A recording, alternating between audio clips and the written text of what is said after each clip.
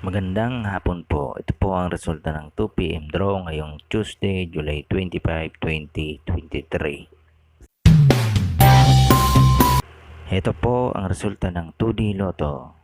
6, 30 in exact order.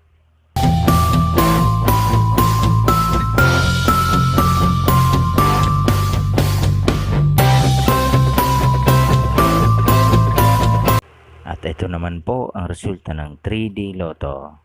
4, 6, 8 in exact order.